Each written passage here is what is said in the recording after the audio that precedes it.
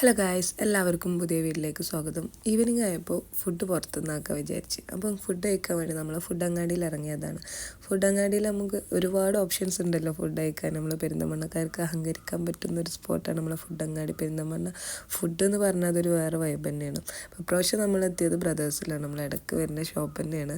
ബ്രദേഴ്സിലെ മധുഹത്തും അതേമാതിരി ബ്രോസ്റ്റൊക്കെ ഇടയ്ക്ക് ഇങ്ങനെ കഴിക്കാൻ വേണ്ടി കൊതിയാവുന്ന ഒരു ഐറ്റം തന്നെയാണ്. അപ്പോൾ ഇപ്രാവശ്യം ബ്രോസ്റ്റ് കഴിക്കാൻ വേണ്ടിയിട്ടാണ് എത്തിയത്. വീട്ടിൽ നിന്ന് ഇറങ്ങിയപ്പോൾ തന്നെ ബ്രോസ്റ്റ് കഴിക്കണം പറഞ്ഞിട്ടാണ് ബ്രദേഴ്സിലെത്തിയത്.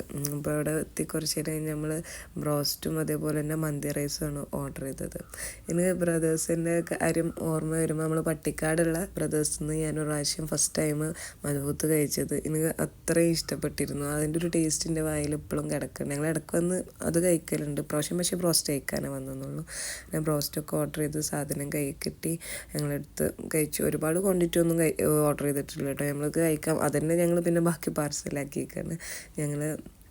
ഞാനും കാഹിലും ഇക്കും തന്നെ ഉള്ളൂല്ലോ. പിന്നെ ഞാനൊന്നും ഈ പറയുന്ന പോലെ ഒരുപാട് ക്വാണ്ടിറ്റി ഒന്നും കഴിക്കുമല്ലോ. ഒക്കെ കുറച്ചേ വേണ്ടുള്ളൂ. എപ്പോഴും ഇടയ്ക്കിടയ്ക്ക് കിട്ടണം എന്നുള്ളൂ. അപ്പം ഫുഡൊക്കെ ഓർഡറാക്കി കഴിച്ചു. നമ്മൾ എന്തെങ്കിലും ആഗ്രഹിച്ചിട്ട് പോയിട്ട് അത് കഴിക്കുമ്പോൾ അതൊരു നമുക്ക് മനസ്സിനൊരു സന്തോഷമാണ്. നമ്മൾ വയറൊന്നും അറിയാമല്ലോ. അപ്പോൾ ആസ്വദിച്ച് ഫുഡൊക്കെ കഴിച്ചതിന് ശേഷം നമ്മൾ നേരെ വീട്ടിലോട്ടാണ് വിട്ടത്. വേറെ എവിടെയും കയറാനും അതിനൊന്നും ഒന്നുമില്ല. മൊത്തത്തിൽ എനിക്ക് വയ്യായിരുന്നു. ജലദോഷവും പനിയൊക്കെ ആയിട്ട് അതിൻ്റെ ബുദ്ധിമുട്ടുകളാണ്. ഇപ്പോഴും ശരിക്കും മാറിയിട്ടൊന്നുമില്ല.